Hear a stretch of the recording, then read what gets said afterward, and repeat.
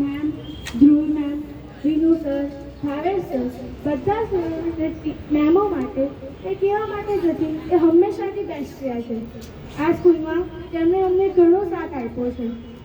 તેમની સાથે સાથે ટીચરોએ પણ અમને ઘણો સાથ આપ્યો છે. તેમના માટે અમે થોડીક લાઈનો લઈશું.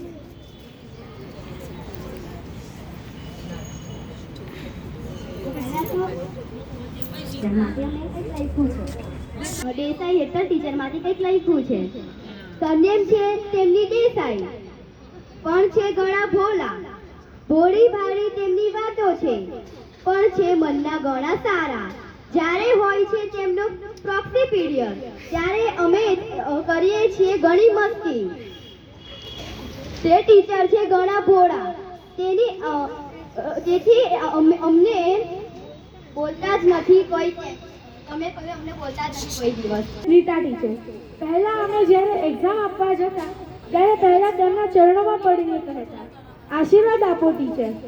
તેમને અમે જ્યારે બી જોઈએ ત્યારે તેમના મોઢા પર એક અલગ જ સ્માઇલ હોય છે. Thank you teacher.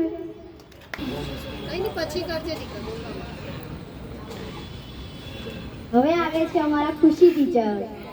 ખુશી ટીચરને રોસ્ટ કરતા ઘણું આવડે. રોસ્ટ કરે તો એવા કે હસી હસીને થઈ જાય ગાંડો ક્લાસ. ટીચર ટીચર બધા બાળકોને ફિલિંગ સમજે છે. તે માટે તો મેમને બી મનાવી લે છે. Thank you teacher. વેલકમ.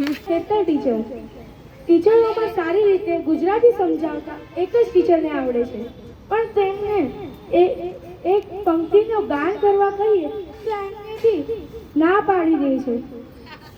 અમને બી ના પાડી દે છે. જો કે અમને વધુ બોલતા હોય તો કહે છે ઘરે આવી 2 રોટલી ખાઈ જજો.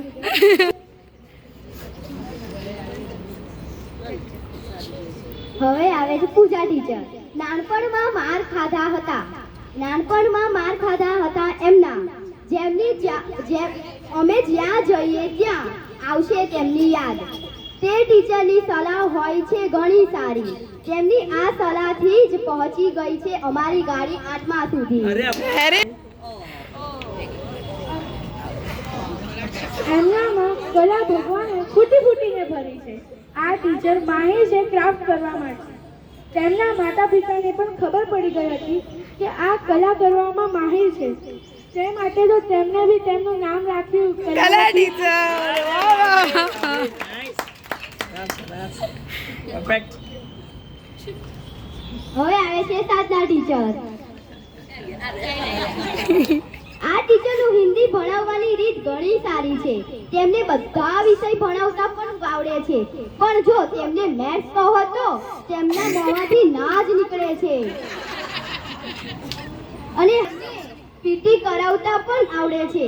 તે રમત રમવામાં પણ માહિર છે. Thank you teacher. ટીચર રમત રમવામાં માહિર છે.